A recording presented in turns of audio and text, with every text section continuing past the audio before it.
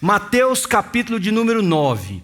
Eu vou ler dos versículos 14 a 17, mas eu queria que, se você tiver aí uma maneira, telefone, iPad ou mesmo, na tela nós só vamos ter o texto que eu vou meditar. Deixa o capítulo aberto, porque eu vou fazer referência a alguns versículos que vieram antes do versículo 14. E eu acho que vai dar uma compreensão melhor para você sobre o que eu quero falar com vocês nessa manhã. Versículos 14 a 17 de Mateus capítulo 9. A palavra de Deus diz assim: Então os discípulos de João vieram perguntar-lhe: Por que nós e os fariseus jejuamos, mas os teus discípulos não? Jesus respondeu: Como podem os convidados do noivo ficar de luto enquanto o noivo está com eles? Virão dias quando o noivo lhe será tirado, então jejuarão. Ninguém põe remendo de pano novo em roupa velha, pois o remendo forçará a roupa, tornando pior o rasgo. Nem se põe vinho novo em vasilhas de couro velhas. Se o fizer, as vasilhas se arrebentarão, o vinho se derramará e as vasilhas se estragarão. Pelo contrário, põe-se vinho novo em vasilhas de couro novas, e ambos se conservam. Feche seus olhos comigo um minuto. Pai, nós precisamos de uma revelação da Tua palavra sobre as nossas vidas. Que Teu Espírito venha sobre nós nesse momento e Ele fale aos nossos corações.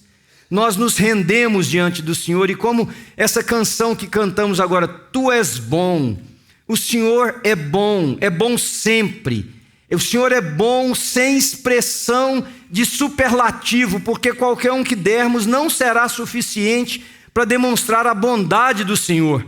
Fala conosco agora, transforma-nos, toca a nossa vida, para a honra e a glória do nome de Jesus. Amém. Irmãos, quantos de vocês, vamos fazer uma enquetezinha aqui. Não levanta a mão, não faz nada, mas pensem, por favor. Quantos de vocês precisam mudar em alguma área da sua vida? Precisa mudar, eu preciso mudar em alguma coisa na minha vida. Identificou aí? Sabe qual é a área? Não fala assim, eu preciso mudar em tudo, não. Porque quem não quer mudar em nada é quem quer mudar em tudo. Não é? É igual quem pede perdão. Senhor, perdoa a multidão dos meus pecados. Mas que multidão? O que tem nessa multidão? Você mentiu, você falou mal, você agrediu. Você tem que ter consciência. Então, o que você precisa mudar? Pensou uma área. Ok. Segunda pergunta.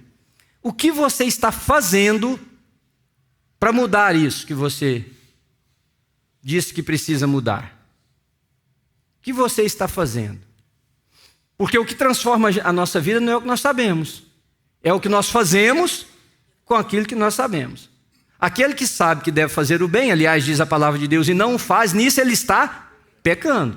Então tem gente que diz assim, eu sei que eu preciso. O que você está fazendo? Nada. Então não vai resolver nada. Saber, por osmose, ninguém produz mudança. Ficar olhando e dizer precisa, também não vai chegar em lugar nenhum. O que você está fazendo para chegar nesse processo de mudança que você precisa? Terceira pergunta. É fácil mudar? Gente, é uma das coisas mais difíceis do mundo. Porque para mudar, nós precisamos romper com conceitos antigos, nós precisamos romper com formatação que a gente tem prontinha da vida. Querem ver uma dificuldade? Você precisa fazer uma dieta. Seja por que razão for. Seu corpo ficar melhor, você está com uma restrição médica, não importa. Você resolve fazer uma dieta. Não importa do que, parece que eles descobrem. E aí todo mundo te oferece naqueles dias o quê? O negócio da dieta, que você não pode. Você nunca pensou que alguém mais comia aquilo que você precisa parar de comer. Mas naquela semana, aí recebe convite, você fala, dá um surgiu, os caras nunca me chamou para nada. Chama para comer o que você não pode. É ou não é? Faz jejum um dia. Você vai ver gente chamando para tomar café, convidando você para almoçar na casa dele, para tomar café da tarde, enfim. Porque processos de mudança são muito difíceis. São muito difíceis. Primeiro, porque a gente geralmente não identifica corretamente o que precisa mudar, a gente vai pelo que sente, e nem sempre o que nós sentimos é a realidade. Processos de mudanças são agressivos, porque às vezes nós precisamos romper com coisas que estão muito arraigadas. Processos de mudanças nos desafiam, porque nós vamos entrar num território que nós não estamos confortáveis. E processos de mudança traz muita surpresa. Nós compramos esse prédio aqui, e quando nós compramos esse prédio, lá em 2003, né? 18, 19 anos atrás, os melhores de memória aí me ajudem. Quando nós começamos, havia como há ainda, um prédio muito antigo, eu não sei se você sabe, esse prédio tem mais de 100 anos de reconstruído, porque ele pegou fogo, depois de ter sido construído em 1800 e pouco, ele pegou fogo, e ele foi reconstruído e rededicado em 1912. Então nós estamos aí para lá de 100 anos de construção. Problema, tem muita coisa antiga. E aí a gente vê uma dificuldade ali num lugar e começa a mexer. Quando você abre, quando você olha, quando você começa a empreender o trabalho, você vê que a dificuldade não está ali. Faz parte de um conjunto, precisa mexer muito mais. E isso significa muito mais dinheiro, isso significa novos códigos de segurança, isso significa novas pessoas qualificadas a gente tem que trazer para o processo. E nós estamos diante de um texto que fala sobre mudança. O problema para empreendermos alguma mudança é que, na igreja principalmente, que é o que eu quero me referir nessa manhã, quando a gente pensa em mudança, a gente pensa em rompimento absoluto com o antigo. E tem razão, nós precisamos romper com algumas coisas para que a gente possa mudar. Por exemplo, você nunca vai conseguir uma vida cristã mais intensa se você não romper com alguns costumes que você tem. Você nunca vai conseguir uma vida cristã mais profunda se você não abandonar algumas coisas. Só que na igreja, e esse texto foi muito usado numa época que a maioria de vocês talvez não tinha nem ideia do que estava acontecendo na igreja, que é a questão do avivamento, e usaram muito esse texto, não se coloca vinhos novos em odres velhos. Então o odre velho, ou o container velho, o invólucro velho, o que era? Era a igreja. Então, para a gente poder ter coisa nova, a gente precisa romper com todas as estruturas da igreja. E por estruturas a gente dizia das organizações, a gente dizia da forma estrutural, a gente dizia dos cargos. E muitos erros foram cometidos nesse sentido, porque para experimentar algo novo, nós vamos destruir tudo que é velho. Não necessariamente, mas se nós quisermos experimentar algumas coisas na nossa vida, não há a menor possibilidade se nós não fizermos algumas coisas, e eu quero repartir algumas delas com vocês nessa manhã, baseado nesse texto. Veja o que está acontecendo. Nos versículos anteriores, e se você está com a Bíblia aberta, por favor, confira o que eu estou falando. Jesus está passando por um lugar, lugar de cobrar impostos, por uma coletoria, não é? por um lugar que na Bíblia a gente chama de tax collector, aquele cara que ficava recebendo os impostos. Esse homem era odiado por todos, porque ninguém gosta de quem cobra imposto, principalmente se você está cobrando imposto para a nação que está dominando a sua nação. Os romanos haviam estabelecido uma lei de impostos, e o que eles fizeram? Pegaram judeus, pegaram publicanos, pegaram algumas pessoas e botaram e elegeram como cobradores de impostos. Detalhe, o imposto era 5, já existia naquela época o que nós chamamos de corrupção no governo. Nada novo que vocês veem por aí na televisão. O cara cobrava 6, porque 1 vinha para o bolso dele e 5 ia que ele era devido devolver. Só que nós estamos falando de gente muito pobre, então tinha pessoas que, só para vocês entenderem, o imposto era um animal. Ele trazia um animalzinho de estimação, porque ele não tinha, às vezes, moeda. Ele não tinha currency para pagar os impostos. Então ele trazia um animal e entregava. E havia nesse dito lugar um chamado Mateus. Jesus passa por ali, conversa, tem um encontro com aquele homem e acaba indo para a casa dele. E acaba tendo um jantar. Acaba indo para um lugar onde não está somente ele. Se você está lendo aí dos versículos, provavelmente, versículo 10 em diante, 9, você vai ver que lá o escritor diz assim: havia, além de publicanos, havia pecadores. E logo depois tem uma pergunta que os fariseus fazem. Como é que ele, sendo rabino, ele vai comer na casa de pecadores? Esse é o texto que está anterior ao nosso. No nosso nós temos um outro problema. Porque Jesus está numa festa, seus discípulos estão comendo, ou ele dá a ilustração de uma festa, mas os discípulos de João, então uma das perguntas vem fora da igreja, o outro vem de dentro da igreja. Os discípulos de João Batista perguntam assim: por que nós jejuamos e vocês não jejuam?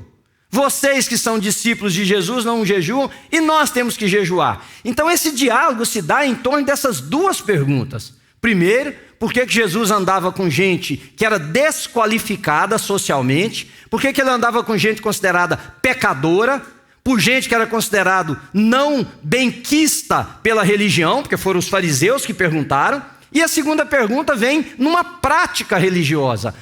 Presta atenção, por que nós fazemos assim e vocês fazem diferente? Por que nós ficamos sem comer e vocês comem? E aí Jesus então dá a explicação da segunda parte para eles. Qual que é o primeiro ensinamento que eu quero repartir com vocês nessa manhã? Se é que você quer mudanças na sua vida. E desculpa, minha intenção aqui não é a mudança se você quer emagrecer ou engordar, se você quer fazer isso ou fazer aquilo, se você quer estudar. Não, eu acho que tudo isso é importante para você pensar, mas o meu alvo aqui não é ser um animador para você fazer mudanças na sua vida nesse sentido. O que eu quero conversar com você nessa manhã é se você quer mudança na sua compreensão do Evangelho, na sua experiência cristã e na sua caminhada com Cristo. Porque nós podemos passar décadas em uma comunidade da fé, em uma igreja, com a mesma mentalidade e não experimentarmos as coisas novas, as coisas maravilhosas que Deus tem preparado para todos os seus filhos. Paulo, escrevendo à igreja em Roma, ele diz que nós precisamos de uma renovação de onde, gente? Da nossa mente. Com que finalidade? Para eu ficar mais lúcido?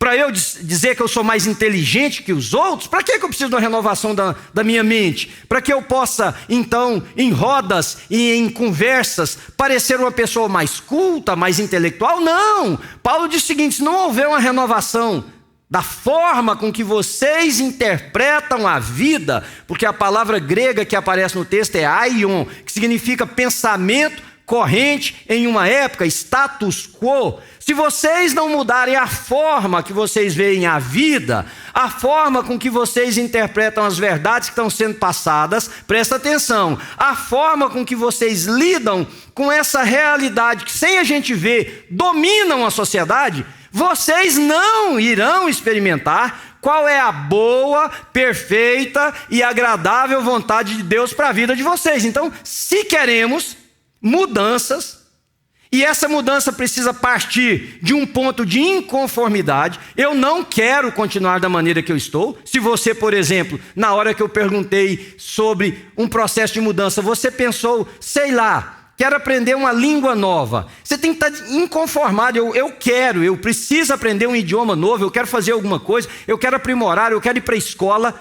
Se você não parte desse princípio, isso não vai promover mudança. Na caminhada cristã é a mesma coisa. Nós precisamos dizer, não estamos satisfeitos com a forma que nós estamos vivendo. Tem mais de Deus para a gente experimentar. Por quê? Tem muito mais de Deus para nós experimentarmos, querido. Tem muito mais. Se lembram de um texto no Velho Testamento que diz assim, o profeta, falando dessa experiência com Deus, ele disse assim, eu entrei e as águas cobriam aqui, ó, o tornozelo. Depois eu entrei um pouco mais e as águas deram no joelho. Depois eu entrei um pouco mais e as águas deram na cintura, deu no meu peito. Ou seja, há profundidades na relação com Deus que eu e você precisamos desejar. É dessa mudança que eu estou falando nessa manhã. Mas isso jamais acontecerá com a mesma mente que nos trouxe até aqui. Com a mesma percepção da religião, com a mesma percepção do Evangelho, com a mesma percepção da pessoa de Cristo e principalmente com a mesma percepção do nosso papel em Cristo Jesus. Não acontecerá. Porque há um ditado, eles atribuem a Einstein uma frase, eu não sei se é dele, acho que nem quem fala que é dele sabe se realmente é dele, que o mesmo estado mental que nos trouxe até aqui é incapaz de nos levar a algum outro lugar. Se nós queremos chegar em algum outro lugar, nós precisamos alterar o estado mental que nos trouxe até aqui. Ou seja, você não pode fazer as mesmas coisas, da mesma maneira, e esperar resultados diferentes. Se você quer fazer coisas diferentes, tente resultados diferentes. Ou atitudes diferentes. Qual é o meu primeiro princípio baseado nisso? Porque Jesus disse assim, a gente não... Primeiro, o pessoal não jejua quando o noivo está na festa. O luto que aparece ali é porque as cerimônias religiosas naquela época tinham um conceito muito diferente das nossas. Hoje o conceito de casamento para nós, primeiro, ele é uma coisa que está, me perdoem, até banalizada. Porque as pessoas já casam imaginando que dia que vão separar, e se tiver que separar, está tudo ok, ninguém mais escandaliza, ninguém mais tenta ajudar. Aliás, é o seguinte, não está muito legal, o jeito de consertar, que é um dos perigos do processo de mudança, não é? Para quem enfrentar dificuldades, existe um caminho mais fácil. Então, se o casamento não está bem, a dificuldade de discutir as relações, de sentar, de ter que dizer me perdoe, de olhar nos olhos e dizer onde é que eu mudo, onde é que você muda, quais são as etapas dessa mudança, que são difíceis. Não, qual que é o mais fácil? Sai cada um por uma porta. E é por isso que nós estamos resolvendo as coisas, as mudanças na nossa vida, da forma mais simples. A gente abandona o companheiro, a gente abandona os amigos, a gente abandona o lugar de comunhão. E se o lugar que nós estamos geograficamente não está legal, caiu 35 graus na semana, o que a gente faz? Pack and go, vamos para um outro lugar que não tenha isso. Mas, queridos, se eu e você quisermos realmente experimentar o que Deus tem de melhor para nós, o primeiro princípio que nós precisamos, que está implícito nesse texto, é uma renovação da nossa mente. Quando eu digo de renovação da nossa mente, veja, Jesus vai na casa de um pecador. Jesus vai na casa de um homem. Vai, põe aí na sua cena o que você quiser, não tem problema nenhum você imaginar a Bíblia. Foi na casa de uma mulher que tem uma reputação horrível.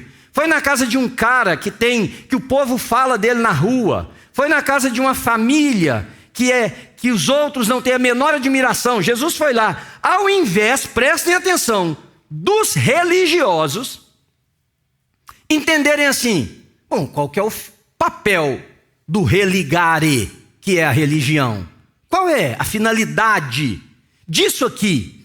Irmãos, vocês imaginam que a finalidade disso aqui que nós estamos fazendo é encher um auditório aos domingos, falar um para o outro, tudo isso aqui é legal demais, a gente celebrar a Deus juntos, a gente orar junto. A Carol, Deus faz coisas tão impressionantes, porque eu vinha dirigindo para a igreja e pensando assim, nós estamos com algumas famílias enfrentando muita luta na área da saúde, com parentes próximos, com gente. Falei, a gente podia orar para que Deus curasse pessoas hoje. Aí estou ali atrás ouvindo a Carol orar, no momento da oração dela, ela orou exatamente por isso. Quem faz essas coisas? Deus, o Espírito de Deus, Ele fala com a gente, Ele faz aquilo que Ele quer. Isso aqui é maravilhoso, mas isso aqui não é o objetivo final, não pode ser. Isso aqui, queridos, é para a gente ser treinado, isso aqui é para a gente ser inspirados, isso aqui é para nós nos enchermos, para que a gente transborde em alguém, para que a gente transborde em outros lugares, para que a gente seja a boca de Deus na sociedade, para que a gente seja os braços de Jesus lá fora, para que o mundo veja que só Jesus Cristo é o Senhor. Então, pensem comigo, eu cresci, eu sou da idade moderna, nesse estudo aí da sociologia.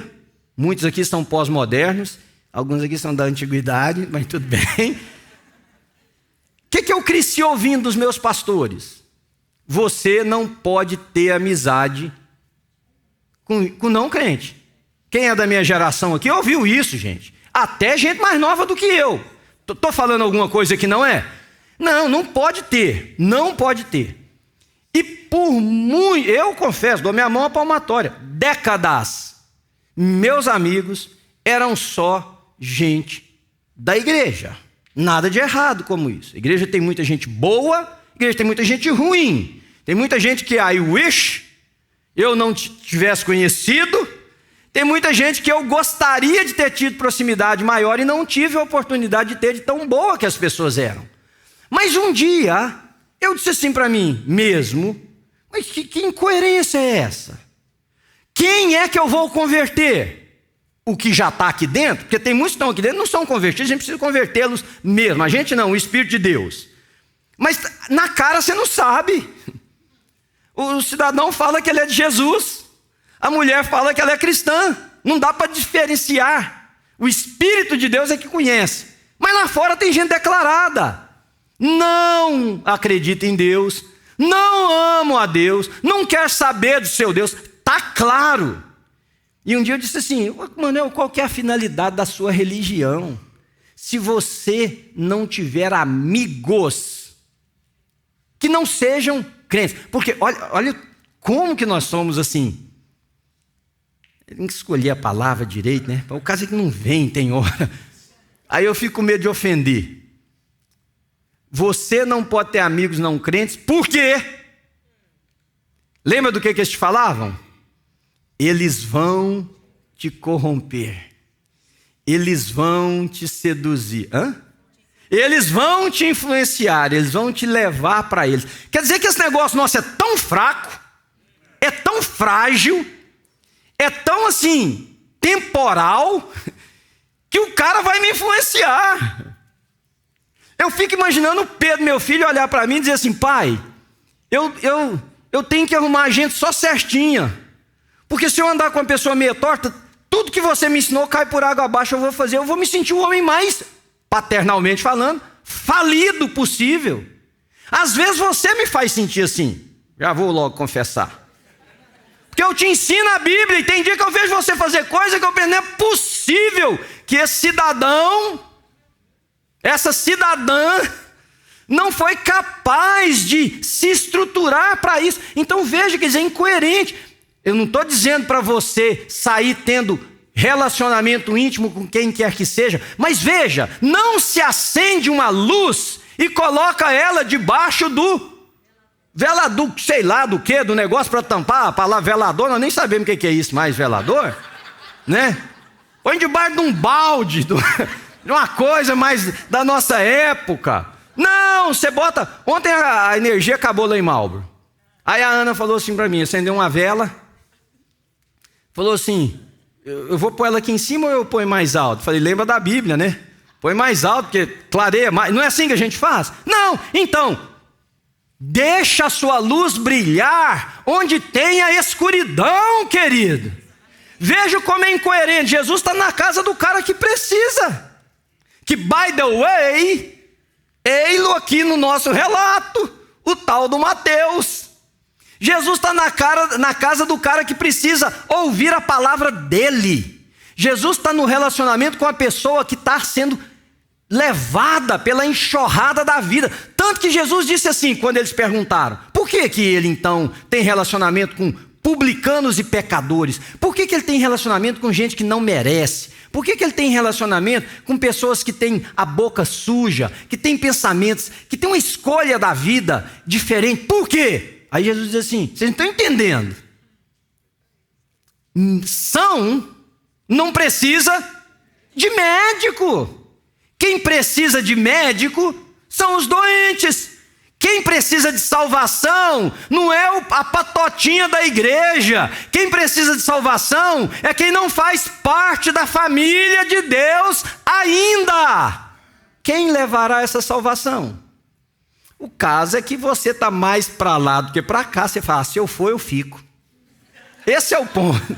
Se eu for, eu fico. Por quê? Aí está o que eu estou tentando te explicar. Ninguém pode mudar, querido, se não entender fragilidades, se não entender lugares que você é o seu calcanhar de Aquiles, e sem uma busca de Deus, uma renovação na sua mente. Senhor, eu preciso alcançar essas pessoas, eu preciso chegar nesses lugares, eu preciso falar. Que aí, voltando ao meu exemplo, depois que eu tive essa sacada, o que Deus me permitiu de sentar em rodas com pessoas que odiavam gente da religião, que odiavam pessoas de igreja, que não queriam... Pastor, então, nem se fala, está lá próximo de Satanás para algumas dessas pessoas. Eu não sei nem por quê. Por que não são vocês que estão lá? Porque tem gente ruim aqui em cima? Tem, mas se você quiser eu te dou uma lista, querido, que vai daqui para baixo também, selecionadíssima. Por quê? E aí Deus me deu a oportunidade de começar a influenciar alguns, ganhar o direito de ser ouvido por outros. Não estou dizendo que eles se converteram todos, não estou dizendo que eles hoje estão em uma comunidade de fé. Muitos sim, muitos estão, louvado seja o nome do Senhor. Mas uma coisa, eu e você precisamos entender: a finalidade da religião é religar o pecador ao seu Criador. Se você não está satisfeito, e eu espero que você não esteja, o que você está fazendo com esse processo de mudança? Agora, sabe o que eu fico curioso? É que quando eu perguntei aqui, no que você precisa mudar? Eu fico coçando de vontade de perguntar, mas fico com medo da resposta. Não me responda, por favor. Quem aqui pensou assim: poxa, eu preciso ser um crente melhor. Eu preciso ser um cristão melhor. Essa vida cristã minha não inspira ninguém. Essa vida cristã minha, nem eu me inspiro comigo mesmo. Se fosse para eu olhar no espelho e falar assim: fulano, você mesmo, vai orar por você, põe a mão na cabeça e fala: eu não tenho esse poder, eu não tenho essa, não posso orar por mim não. Quantos de vocês pensaram na espiritualidade? Sabe o que é meu medo de perguntar? É de encarar uma realidade que hoje a grande maioria dos chamados cristãos não estão, eles estão preocupados se ganham peso, se perdem peso, ficam mais bonitos, mais velhos. Mais velho ninguém quer ficar, se previne tudo para ficar mais velho, se o corpo está em forma, se aprende coisas novas, se ganha mais dinheiro, se adquire novos bens. Mas eu encontro uma camada pequena de gente que diz assim: não está legal a minha espiritualidade, não está legal. Não pode ser isso que Deus tem para mim. Não pode ser, tem que ter algo mais. Então, meu medo de perguntar é que você não tenha pensado, mas se, vai que teve um milagre aqui nessa manhã, se você pensou, como é que você vai chegar nesse ponto se você não renovar sua mente? Segundo princípio, está aí também, vocês vão perceber. Se nós continuarmos, nós estamos com um problema no aparelho lá hoje, eu não sei se vai dar para eles... conseguiram. Olha, presta atenção, deixa ali na tela um pouquinho. Se nós não entendermos, querido, para que a gente existe? Qual é o papel meu, individual, Manuel, como cristão? Qual é o papel coletivo nosso, nesse caso a New Life Church? Porque os fariseus perderam o sentido. Para eles, o importante era preservar a religião, independente das pessoas. Por quê? Porque eles brigaram com Jesus, porque ele curou alguém no dia do sábado. Aí Jesus disse assim: bom, se o boi estiver com fome no sábado, você não solta ele para comer? Porque quem já foi lá em Israel, e o pessoal da igreja já foi comigo, no Shabat, no sábado, nos hotéis que a gente fica, é uma coisa dificílima. Por quê? Porque o cara não pode apertar o botão do elevador, o judeu. Então o que o hotel faz? Programa no Shabat, todos os elevadores, aliás, às vezes eles deixam um que não, mas os elevadores para parar em todo andar. Porque o cara vem de braços cruzados, ele não pode produzir energia. Então ele vem e entra, a porta vai fechar, vai parar no andar que for, ele vai descer e vai cuidar da vida dele. Quer dizer, nós somos capazes de pensar nesses detalhes, mas não somos capazes de curar a pessoa que precisa no dia que é sagrado. Então eles perderam o sentido. Irmãos, torna-se obsoleto. Aliás, eu acho que tem muitos de nós que estão com um cheirinho de mofo, não esse cheiro nosso, normal. Parece que está criando bolor, está perdendo o sentido.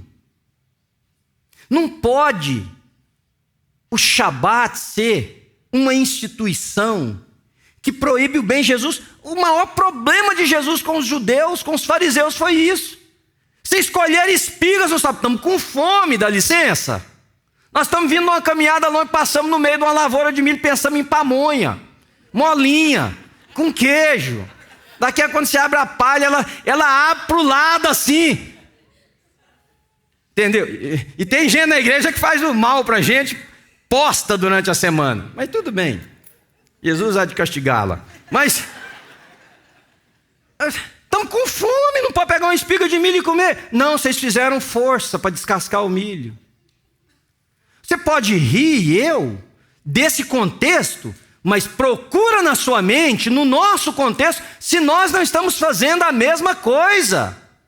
Pô, você foi na casa de um homem que é pecador. E Jesus disse assim, mas não foi para isso que eu vim? Para buscar e salvar o perdido. Onde é que eu vou achar o perdido se não for onde ele está, querido? Onde ele está. Eu já fui criticado inúmeras vezes por outros religiosos, por iniciativas da New Life, que o cara fala assim, não devia fazer. Mas não devia fazer por quê? Se nós estamos tentando buscar gente que vai conhecer Jesus, que vai amar Jesus e que vai ser salvo por Jesus. Então, cuidado, para você não já ter perdido o conceito da religião verdadeira, pura, santa, que é amar a Deus e amar o próximo, que é ter uma comunidade viva, de testemunhos vivos de Jesus, de gente que quando entra eu vou usar as palavras aqui do nosso mundo, que eu acho que só nós que entendemos, quando entra nas trevas, não se torna uma treva, mas leva luz para as trevas. O problema, querido, é que tem muita gente trevosa no nosso meio, e quando entra, does not matter. É a mesma coisa. Então o que a gente faz? A gente começa a dizer assim, nossa, fulano, sei lá, joga futebol. Não pode jogar futebol. A gente começa a estruturar coisas das mais fúteis e das mais, tolas possíveis, enquanto a gente perde o verdadeiro sentido dessa coisa maravilhosa que é a religião. Aí eu termino com o perigo que isso representa, porque na tentativa do novo, nós podemos pensar assim, para ter o novo, o que nós temos que fazer? Arrebentar com o velho. E aí, geralmente, a gente vai por aquilo que não produz mudança a não ser temporária. A gente, lá atrás, falando quando eu era jovem, eu me lembro, como se fosse hoje, de que na igreja que eu me converti só podia tocar um órgão. E um órgão com uns negócios, eu não entendo muito de música, não sei para que era aqueles negócios lá embaixo. Que é pedal, eu sei que é, gente. O significado da palavra. Eu não sei qual que é a função daquele negócio, se era dar ar, se era mudar a nota, sustentar a nota, e sei lá o que é. Aí, pronto, tá tudo lá no pedal. Agora, eu lá pensando, goianinho, no interior de Goiás, pensando, da onde que esse troço aí é goiano? Não, vamos mais longe, da onde que isso aí é brasileiro? Esse órgão desse jeito? Dava aquelas notonas assim, né? O que é instrumento brasileiro? É reco-reco, cuíca, pandeiro, sanfona, viola. Viola. Aí um dia aqui nessa igreja, a equipe louvor tocou para mim. A equipe louvor não, os irmãos da música tocaram, tocando em frente do Almir Sater, para mim. Porque aí alguém falou assim, não, pastor, mas como é que pode um instrumento que toca louvor, tocar uma... a gente entra numas neuras em defesa de algo que não faz sentido absoluto.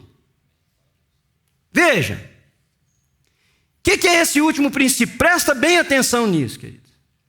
Se nós não tivermos o nosso coração e a nossa mente dilatados por Deus, e por dilatado eu digo dessa nova revelação, e não me entenda como essa coisa abestalhada aí, Deus, me deu uma revelação nova. Não é disso que eu estou falando, mas Cristo precisa revelar-se a mim e a você, de uma maneira que nós não o conhecemos. É isso que eu chamo de novo. Novo para mim pode ser algo que existe há 200 anos, mas que eu não conhecia. A hora que me é apresentado, torna-se algo novo. Eu não estou dizendo de novo uma teologia aguada, uma apresentação do evangelho diluída. Eu não estou dizendo de novo de um evangelho que responde somente os desejos do meu ventre e do seu ventre. O que eu estou dizendo é enxergar naquilo que transcende a cultura, naquilo que transcende o tempo, naquilo que transcende as organizações religiosas, a face de Jesus. Essa é a revelação nova. E para essa revelação nova, tem que haver uma estrutura nova. Porque Jesus diz assim: vocês não põem vinho novo em sacos de couro, porque o vinho naquela época não era curtido em tonéis como a gente conhece hoje. Eram literalmente uns invólucros de couro, geralmente feito com couro de cabra. E o vinho era colocado ali onde ele era curtido. Só que aquelas bolsas, com o passar do tempo, elas iam ficando mais fragilizadas e o vinho novo se expande. É o processo de fermentação. Então, se você põe um vinho novo num container daquele que já tem uma certa idade, a hora que esse processo de expansão, presta bem atenção, por que nós temos tantas rupturas, por que nós temos tantas agressões, por que nós temos tantos abandonos? O abandono nada mais é, e se eu me esquecer aqui agora, me ajude a voltar que eu estava falando do vinho.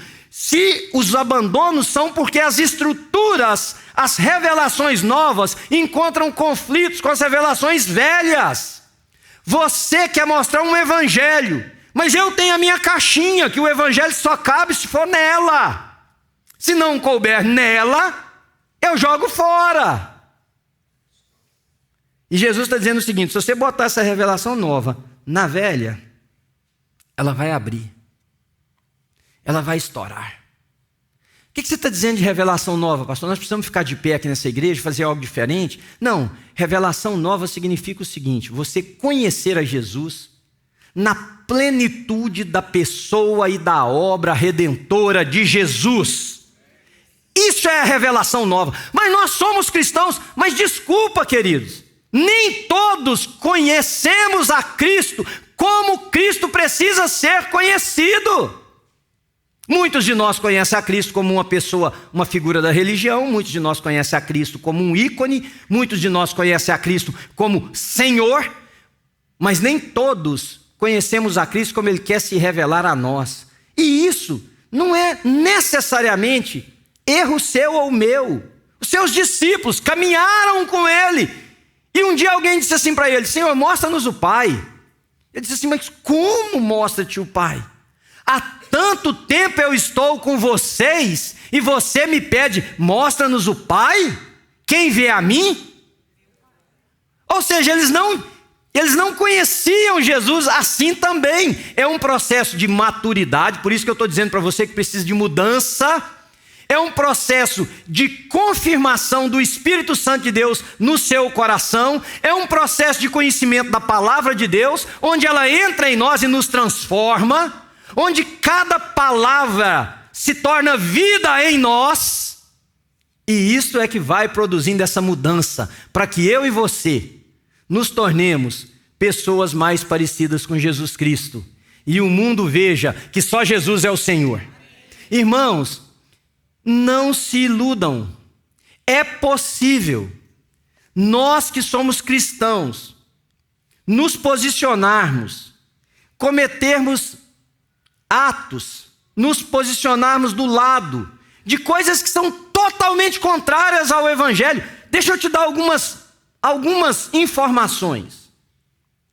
Eu já sofri discriminação racial porque me achavam negro. Sei que alguns de vocês já devem ter passado por isso. Ou se não, conhecem alguém. Eu já sofri, e você deve ter sofrido, gente que me discriminou por não pertencer ao lugar onde nós estamos. Eu ouvi aqui nesse país diversas vezes: go home. Eu dizia: I'm home. I am home. This is my home. For 30-something years, this has been my home. Sei que você já deve ter vivido coisas assim. em qualquer circunstância, talvez porque você não tinha o nível financeiro de algo, sei lá. Respondam para mim, não dá asco na gente só pensar nisso? Não é grotesco? Pois vocês sabiam que na época da luta pela abolição da escravatura, inúmeros cristãos se posicionaram dizendo que não, que a pessoa de pele mais escura, os negros, eles eram um déficit de Deus na criação, na história, que os brancos teriam um lugar de proeminência com Deus enquanto os negros não? Você pode dizer, como é que pode, pastor? Pode. Vocês sabiam que uma das organizações que mais pegou mulheres, eu estou vendo algumas grávidas aqui na igreja, a coisa mais linda, ver o vento crescendo, gerando vida, e abriram essas mulheres ao meio, penduraram essas mulheres enforcadas, atearam fogo nessas mulheres, porque elas eram negras, e foram cristãos que fizeram isso. Você pode dizer, como é que pode? Pode, irmãos, pode. E pode muitas outras coisas que, se nós formos conversar aqui, vai estragar a nossa manhã. Mas sabe o que pode também? Pode se levantar um homem como Wilberforce, lá na Inglaterra, e dizer, gente, esse negócio está errado. Esse negócio está errado, a gente precisa amar o ser humano. Pode se levantar um homem como Martin Luther King e dizer, crianças brancas e negras precisam brincar no mesmo playground, andar na mesma calçada, brancos e negros, cor da pele, não faz diferença. Mas existem cristãos que precisam se levantar e dizer também o seguinte, não é para dissolver famílias dessa maneira, não é para amigos se tornarem inimigos assim, com essa facilidade, não é para a gente aplaudir o que está errado, nós precisamos nos levantar como filhos de Deus, nessa geração que precisa de nós. Porque senão não faz sentido. É essa revelação nova que eu estou dizendo para você, que Jesus diz nos versículos 16 e 17. Ninguém pode pegar essa revelação nova, ela não cabe nessa vidinha minha e sua. Ela não cabe nessa forma de ver a vida. Ela não cabe nessa forma de interpretar a manifestação do Espírito de Deus. Ela não cabe nessa forma da gente se posicionar sócio e culturalmente. Ela não cabe. Ela vai estourar. E é por isso que quando ela começa a dilatar, tem gente que diz assim, isso aqui não é para mim. Isso aqui não é para mim. Porque não quer esse processo. Vocês acham que os fariseus, vendo tudo o que viram de Jesus, abraçaram a Jesus como Senhor? Todos eles? Não, muito pelo contrário. Para a gente encerrar, pensar uma maneira de eliminar aquilo. Não cabe na nossa caixinha, né? Eu já contei aqui na igreja, há uma lenda, isso é uma lenda grega, de que um homem tinha uma pousada, e ele era um homem muito pequeno. Então ele mandou construir as camas da pousada baseado nele. Um dia ele deitou lá, mandou o marceneiro fazer as camas e diz que os viajantes que passavam por aquela estrada bem remota, quem parava ali para dormir, quando deitava, não cabia na cama, os pés ficavam de fora, ele ia durante a noite e serrava a parte do pé que passou da cama. Ou seja, nós estamos fazendo isso, não cabe, a gente corta, a gente joga fora. Não tem que caber na minha caixinha, tem que caber na minha compreensão, tem que caber no que eu vejo da vida, tem que caber no que eu penso de Jesus, tem que caber no que eu entendo da vida, espiritualmente falando. Irmãos, o Espírito de Deus é como o vento, ele sopra, ninguém sabe de onde veio, não sabemos para onde vai, não há uma estrada, não há um caminho, mas ele sopra. Somos de Jesus. Precisamos dessa revelação nova. Essa revelação passa pelo menos por 3 fases da sua vida. é isso mesmo, eu sou cristão? Passa por esse questionamento. E por isso eu não estou dizendo para você de maneira que você se veste, do brinquedo que você brinca, do que você come. Eu estou dizendo, meu coração, minha mente foram transformados por Jesus. Eu sou cristão. Segundo, é isso mesmo? Minha vida é isso mesmo? Ser cristão é isso aqui? Ir à igreja domingo, sentar lá com os meus irmãos, é isso. É isso, é essa segurança, é isso. E a terceira, esse Jesus que eu digo que tenho, será visto por alguém se eu continuar com essa mesma vida minha? Meus irmãos, se você lá no início disse que não estava satisfeito com alguma coisa, precisava mudar, inclui isso no seu processo de mudança. Inclui ser um homem cheio do Espírito Santo, uma mulher cheia do Espírito de Deus, uma igreja, rapaz, moço, gente que vê a vida com a beleza que ela tem, mas que se vê como uma pessoa que Deus colocou para que seja protagonista da presença dEle na face da terra. Olha que coisa mais linda que Deus nos deu. Aí você pode dizer, tá, como é que eu faço isso? Porque a partir desse texto, e nosso tempo, eu acho que ele deve se encerrar agora, desencadearam algumas coisas. Os fariseus ali no coração, eles disseram, esse homem precisa morrer. Esse homem precisa morrer. Outros disseram assim, não, bacana mesmo esse negócio aí, mas não é para mim. E dentre todos esses, alguns, poucos, como Pedro depois disse para Jesus, tu és o Cristo, o Filho do Deus vivo. Eu não sei que decisão você vai tomar nessa manhã, mas você nessa manhã precisava decidir, mudar. E o Espírito de Deus vai dizer para você onde, o que área. Eu não posso dizer, porque se eu disser, eu posso ferir um, eu posso me enganar com outro, eu posso ajudar alguém. Mas em linhas gerais eu posso colocar para você, querido. Não importa o que você fizer nessa vida, e aliás, vá mesmo. Nós precisamos de homens e mulheres nas mais diferentes áreas da vida, do empreendedorismo ao trabalho assistencial, não importa.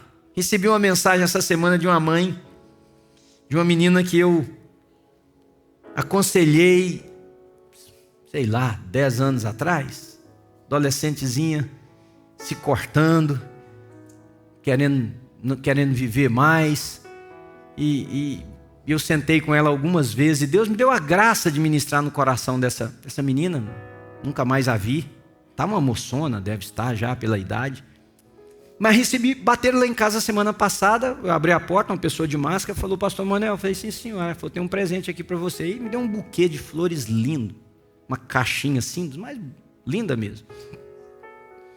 Aí falei, de quem? Ela falou, tem um cartão aí. Aí eu abri o cartão dizia mais ou menos assim, pastor, sabe aquela, falou o nome da menina?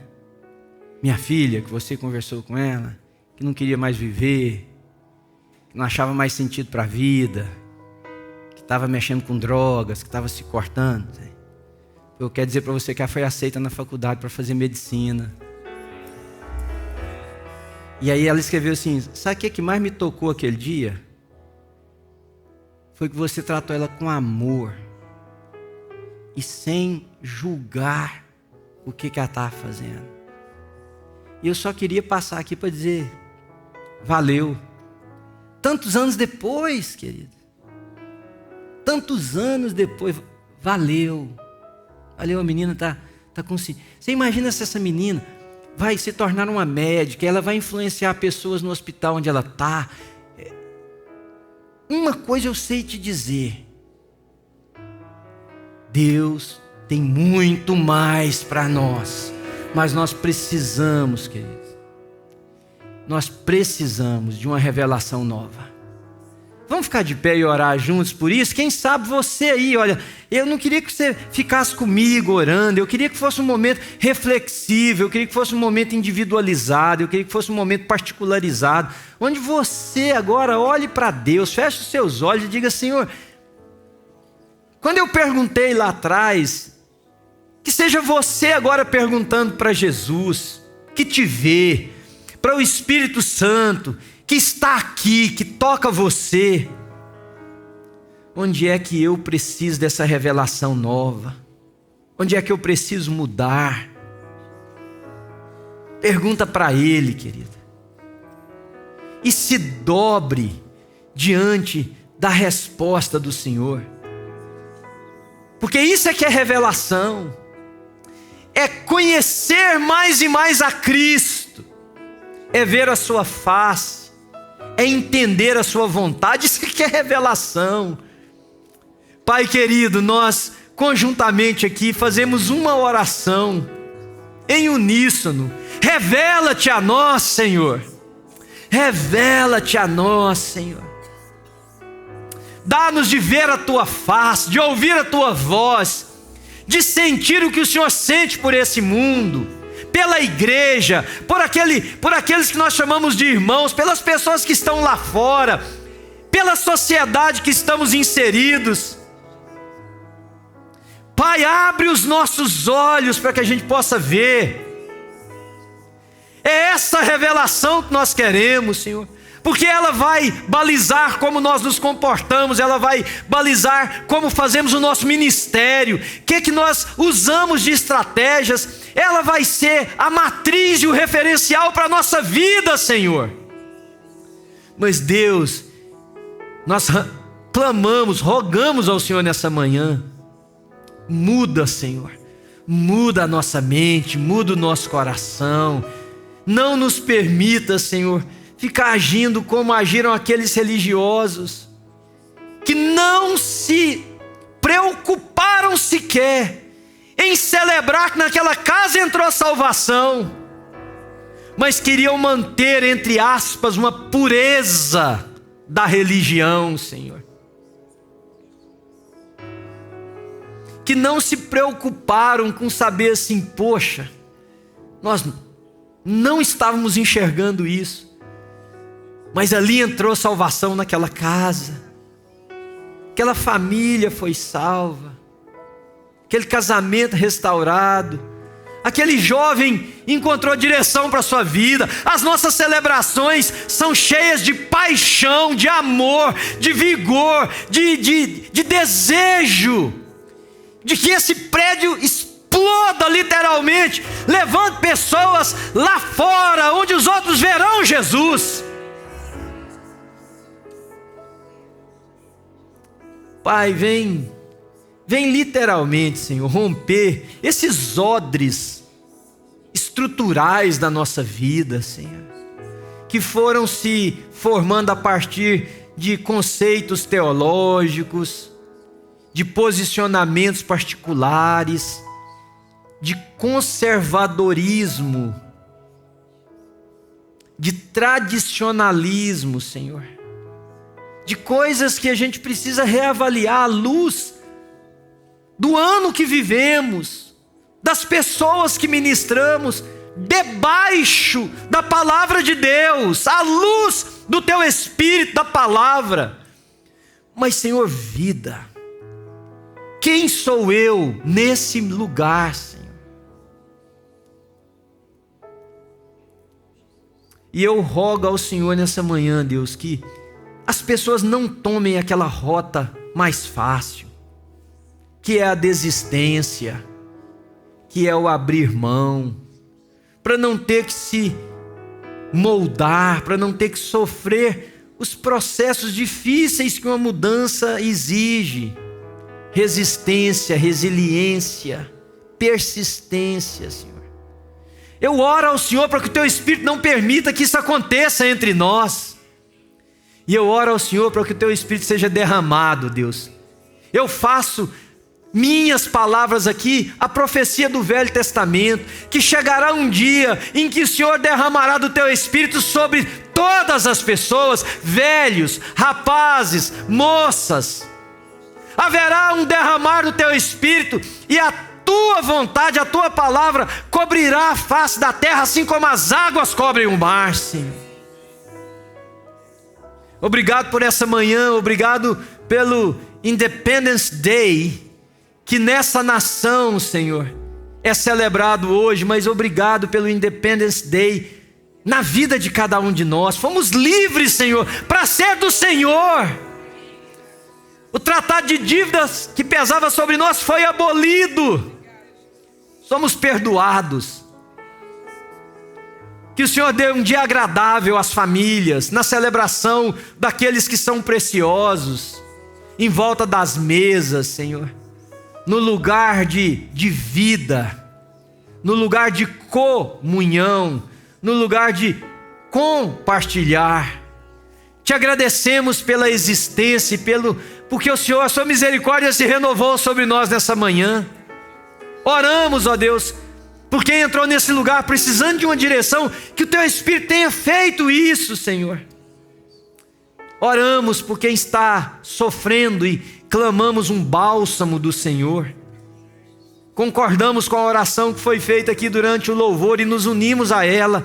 Senhor, vem sobre a casa dos enfermos, vem sobre a casa daqueles que estão na expectativa de uma resposta, de um diagnóstico, Senhor, e o coração se angustia e a alma se inquieta. Traz paz, Senhor, leva paz através de nós para estas pessoas, leva cura através de nós a estas pessoas, leva gente que estende as mãos e ora, leva gente que dobra os joelhos e clama, leva gente que abraça e chora, leva gente, Senhor, cheia de Jesus. Obrigado, Senhor, obrigado. Louvado seja o teu santo nome, louvado seja o teu santo nome. Eu levanto as minhas mãos sobre essa congregação, sobre os meus irmãos e irmãs. Eu levanto as minhas mãos sobre as inúmeras dúvidas que pairaram sobre as nossas cabeças nessa manhã, sobre os desafios, sobre os desconfortos. Eu levanto a minha mão, Senhor, e abençoo com a bênção que é do Senhor. Que o Senhor te abençoe e te guarde, que o Senhor levante o rosto dele sobre nós, tenha misericórdia de nós, que o Senhor sobre nós levante a sua face e nos dê a paz. Shalom, a paz que excede todo entendimento, guarde mentes e corações em Cristo Jesus, não somente nessa manhã, nesse ambiente preparado, mas que essa paz vá para as nossas casas, vá para a rua com a gente, vá para os lugares de convívio, vá para os lugares de comunhão, para que Cristo seja visto através de milhares e milhares e milhares de pessoas na face da terra. Em nome dele nós oramos e nós agradecemos. Você pode dizer amém, querido?